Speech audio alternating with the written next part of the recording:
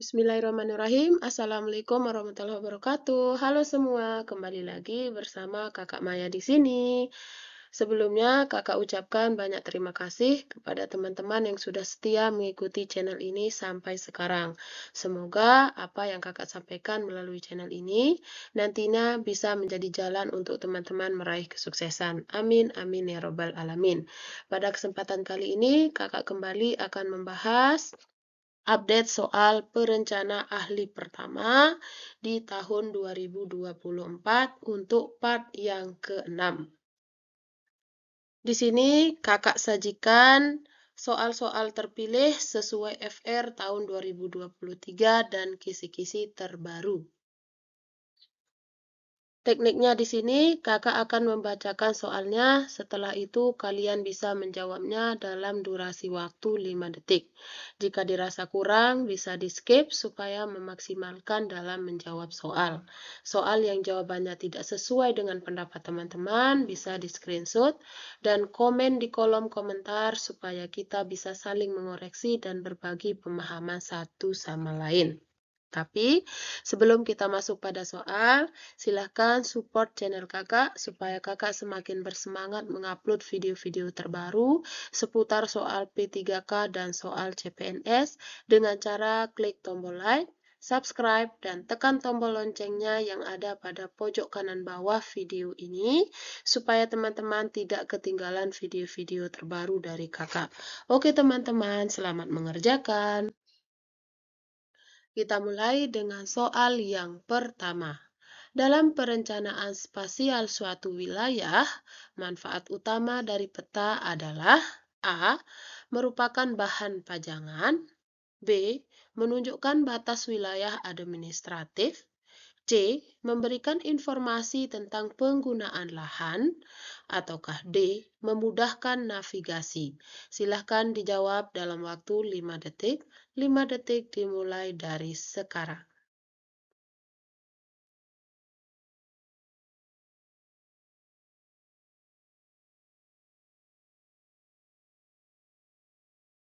Baiklah, jawaban yang benar adalah opsi C. Memberikan informasi tentang penggunaan lahan. Adapun pembahasannya, peta adalah representasi grafis dari suatu wilayah yang menunjukkan karakteristik fisik, elemen geografis, dan atribut lainnya.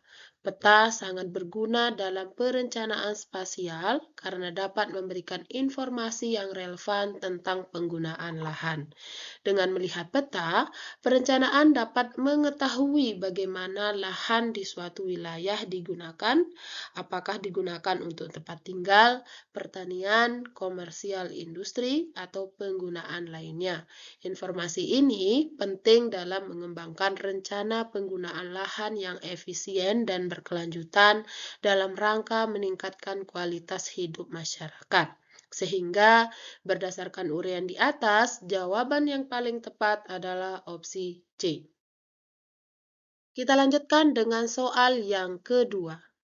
Pengendalian terhadap perencana pembangunan daerah lingkup provinsi antara kabupaten atau kota dalam wilayah provinsi dilakukan oleh A. DPR, B. Wali kota, C. Gubernur, ataukah D. Presiden. Silakan dijawab dalam waktu 5 detik. 5 detik dimulai dari sekarang.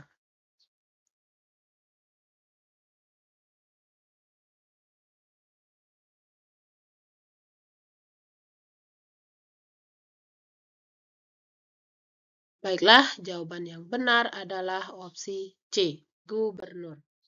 Adapun pembahasannya, Menteri melakukan pengendalian terhadap perencanaan pembangunan daerah antar provinsi. Gubernur melakukan pengendalian terhadap perencanaan pembangunan daerah lingkup provinsi antar kabupaten atau kota dalam wilayah provinsi. Sehingga berdasarkan uraian di atas, jawaban yang paling tepat adalah opsi C. Kita lanjutkan dengan soal yang ketiga. Aplikasi pelaporan data realisasi hasil pemantauan pelaksanaan rencana kerja Kementerian Lembaga atau Renja KL adalah A. Smart, B. Spila, C. Renja, ataukah D. Emonef? Silahkan dijawab dalam waktu 5 detik. 5 detik dimulai dari sekarang.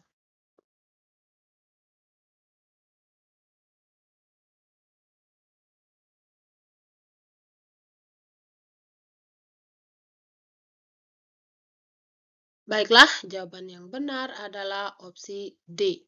Emonef.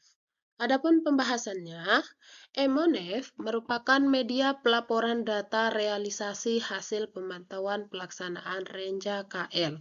Pelaporan data realisasi tersebut dilakukan setiap bulannya dengan verifikasi masing-masing triwulannya. Monitoring adalah proses menganalisis sebuah program dibandingkan dengan konsep atau tujuan awal untuk nantinya dinilai seberapa baik program telah dijalankan. Sedangkan evaluasi adalah bentuk penilaian implementasi program, apakah sudah relevan, efektif, efisien, berdampak, dan berkelanjutan. Sehingga berdasarkan uraian di atas, jawaban yang paling tepat adalah opsi D. Kita lanjutkan dengan soal yang keempat. Pemerintah daerah berperan sebagai penyedia layanan publik bagi masyarakat di daerahnya. Peningkatan kuantitasi dan kualitas layanan publik tersebut merupakan tuntutan dari semakin besarnya kewenangan dan desentralisasi fiskal dari pemerintah pusat kepada pemerintah daerah. Oleh karena itu, diperlukan pengukuran kinerja pemerintah daerah dalam penyediaan layanan publik tersebut. Salah satu alat yang dapat digunakan untuk mengevaluasi kinerja pemerintah daerah, khususnya dalam upaya penyediaan pelayanan publik adalah A. Gap Analysis, B. Standar operasional, C. Proyeksi, ataukah D. Trade-off.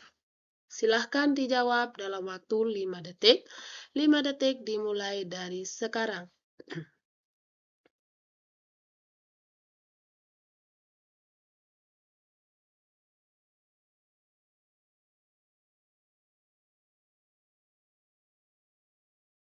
Adapun pembahasannya adalah A.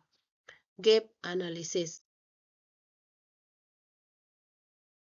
Adapun pembahasannya, gap analysis merupakan salah satu alat yang dapat digunakan untuk mengevaluasi kinerja pemerintah daerah, khususnya dalam upaya penyediaan pelayanan publik. Hasil analisis tersebut dapat menjadi input yang berguna bagi perencanaan dan penentuan prioritas anggaran di masa yang akan datang. Selain itu, gap analysis atau analisis kesenjangan juga merupakan salah satu langkah yang sangat penting dalam tahapan perencanaan maupun tahapan evaluasi kinerja. Metode ini merupakan salah satu metode yang umum digunakan dalam pengelolaan manajemen internal suatu lembaga. Secara harfiah, kata gap mengidentifikasi adanya suatu perbedaan antara satu hal dengan hal lain. Sehingga berdasarkan uraian di atas, jawaban yang paling tepat adalah opsi A.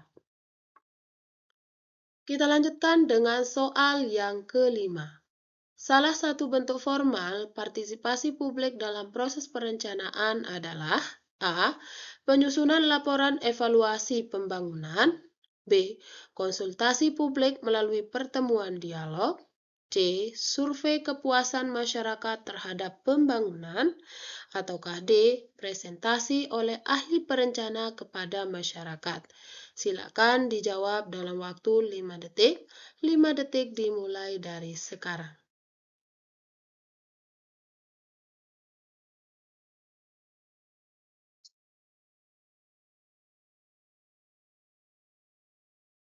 Baiklah, jawaban yang benar adalah opsi B. Konsultasi publik melalui pertemuan dialog. Adapun pembahasannya, konsultasi publik adalah suatu bentuk formal partisipasi publik dalam proses perencanaan, di mana masyarakat memiliki kesempatan untuk berdialog langsung dengan para ahli perencana, pemerintah, dan pemangku kepentingan lainnya. Pertemuan dialog ini biasanya diselenggarakan untuk mendiskusikan rencana pembangunan dan memberikan masukan serta pandangan dari masyarakat. Tujuan dari konsultasi publik adalah untuk memastikan bahwa kepuasan yang diambil dalam proses perencanaan memperhitungkan kepentingan dan aspirasi masyarakat. Sehingga berdasarkan uraian di atas, jawaban yang paling tepat adalah opsi B. Kita lanjutkan dengan soal yang ke-6. Semua penerimaan negara yang berasal dari pendapatan pajak penghasilan, pendapatan pajak pertambahan nilai-nilai barang dan jasa, dan pajak penjualan atas barang mewah, pendapatan pajak bumi dan bangunan, pendapatan cukai, dan pendapatan pajak lainnya disebut A. APBN, B. Pendapatan negara, C. Penerimaan perpajakan, ataukah D. Pendapatan pajak dalam negeri. Silakan dijawab dalam waktu 5 detik. 5 detik dimulai dari sekarang.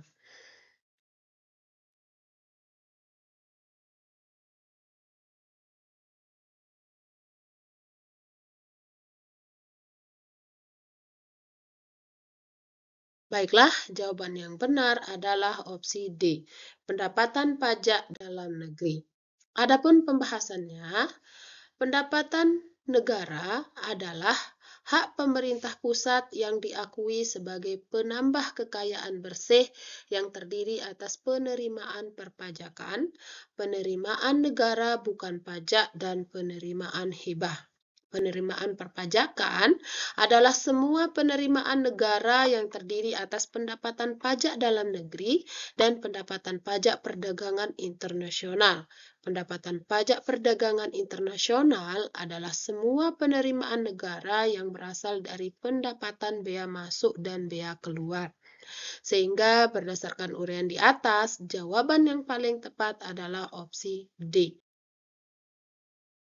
Kita lanjutkan dengan soal yang ke-7. Dalam perencanaan ekonomi, perangkat kebijakan yang digunakan untuk mengatur dan menganalisis inflasi adalah A. Kebijakan investasi, B. Kebijakan perdagangan, C. Kebijakan moneter, ataukah D. Kebijakan fiskal. Silahkan dijawab dalam waktu 5 detik. 5 detik dimulai dari sekarang.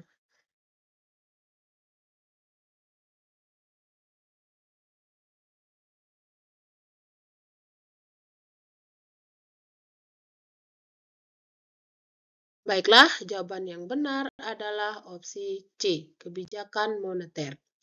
Adapun pembahasannya, kebijakan moneter adalah serangkaian langkah yang diambil oleh bank sentral suatu negara untuk mengendalikan suplai uang di pasar dan mendorong stabilitas harga. Tujuannya adalah untuk mengatur laju inflasi agar tetap dalam batas yang dapat diterima atau mengurangi jika terlalu tinggi. Beberapa instrumen kebijakan moneter yang umum digunakan meliputi pengaturan suku bunga, operasi pasar terbuka, dan cadangan wajib. Sehingga berdasarkan uraian di atas, jawaban yang paling tepat adalah opsi C. Kita lanjutkan dengan soal yang ke-8. Fungsi ruang terbuka hijau sebagai paru-paru dari sebuah kota atau wilayah. Hal ini dikarenakan seluruh tumbuhan yang ada pada RTH dapat menyerap karbon dioksida atau CO2, menghasilkan oksigen, menurunkan suhu, dan memberikan suasana sejuk, serta menjadi era resapan air. Pemanfaatan tanah tidur, pemanfaatan alih fungsi lahan, tanah terbengkalai ditata menjadi RTH. Di bawah ini yang bukan merupakan contoh dari RTH publik adalah A. Jalur hijau sepanjang jalan, B. Kebun, C. Pemakaman, ataukah D. Taman kota. Silahkan dijawab dalam waktu 5 detik. 5 detik dimulai dari sekarang.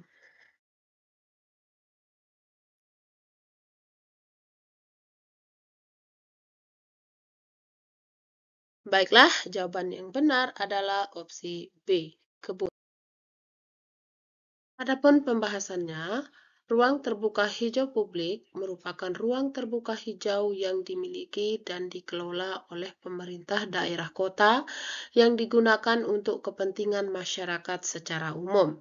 Yang termasuk ruang terbuka hijau publik antara lain adalah taman kota, taman pemakaman umum, dan jalur hijau sepanjang jalan, sungai, dan pantai. Yang termasuk ruang terbuka hijau privat antara lain adalah kebun atau halaman rumah atau gedung milik masyarakat swasta yang ditanami tumbuhan. Sehingga berdasarkan uraian di atas, jawaban yang paling tepat adalah opsi B. Kita lanjutkan dengan soal yang ke-9. PMKS atau penyandang masalah kesejahteraan sosial adalah seseorang, keluarga, atau kelompok masyarakat yang karena suatu hambatan, kesulitan, atau gangguan tidak dapat melaksanakan fungsi sosialnya, sehingga tidak dapat terpenuhi kebutuhan hidupnya seperti jasmani, rohani, dan sosial secara memadai dan wajar. Di bawah ini, yang bukan termasuk ke dalam PMKS adalah A. Anak yang menjadi korban tindak kekerasan, B. Penyandang disabilitas, C. Anak jalanan, ataukah D. Karang Taruna. Silahkan dijawab dalam waktu 5 detik. 5 detik dimulai dari sekarang.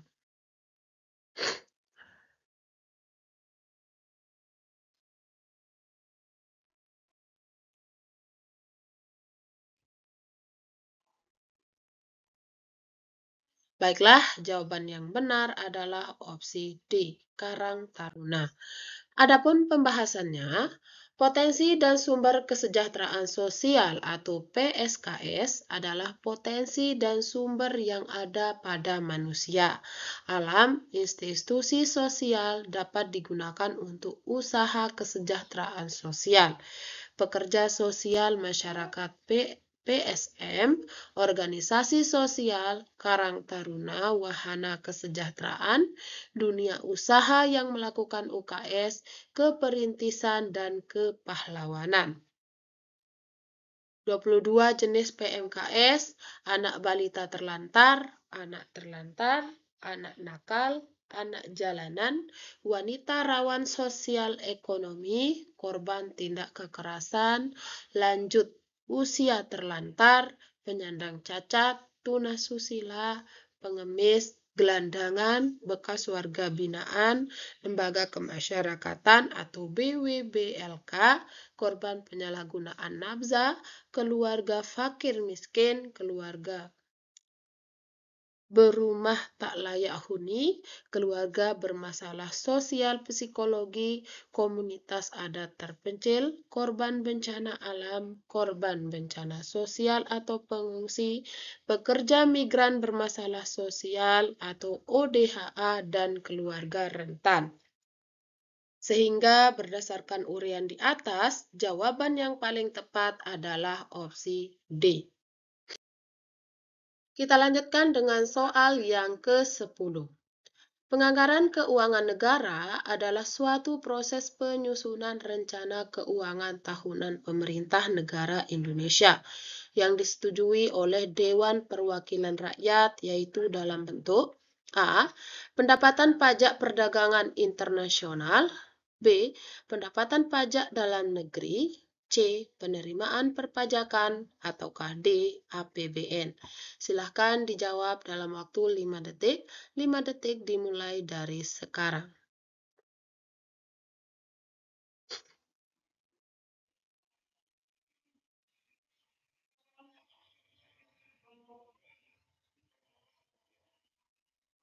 Baiklah, jawaban yang benar adalah opsi D, APBN. APBN. Adapun pembahasannya, penganggaran keuangan negara adalah suatu proses penyusunan rencana keuangan tahun pemerintah negara Indonesia yang disetujui oleh Dewan Perwakilan Rakyat, yaitu dalam bentuk anggaran pendapatan dan belanja negara atau APBN, berisi daftar sistematis dan terperinci yang memuat rencana penerima dan pengeluaran negara selama 1 tahun anggaran, yaitu 1 Januari sampai 31 Desember APBN. Perubahan APBN dan pertanggungjawaban APBN setiap tahun ditetapkan dengan undang-undang. APBN disusun berdasarkan rencana kerja dan anggaran Kementerian Negara atau lembaga RKA-KL dalam 1 tahun yang menjadi tanggung jawab dari Menteri dan Kepala Negara. Terdapat dalam Undang-Undang Republik Indonesia Nomor 28 Tahun 2022 tentang Anggaran Pendapatan dan Belanja Negara. Sehingga berdasarkan uraian di atas, jawaban yang paling tepat adalah opsi D. Oke teman-teman, sekian dulu video kita hari ini. Terima kasih karena teman-teman sudah menonton video ini sampai akhir. Sebelum teman-teman menutup video ini, silakan sempatkan buat klik tombol like, subscribe, dan tekan tombol loncengnya yang ada pada pojok kanan bawah video ini, supaya teman-teman tidak ketinggalan video-video terbaru dari kakak. Silahkan komen juga di kolom komentar video-video apa yang perlu kakak bahas melalui channel ini. Nanti requestan terbanyak yang akan kakak bahas melalui channel ini. Oke teman-teman, terima kasih. See you next time and bye-bye.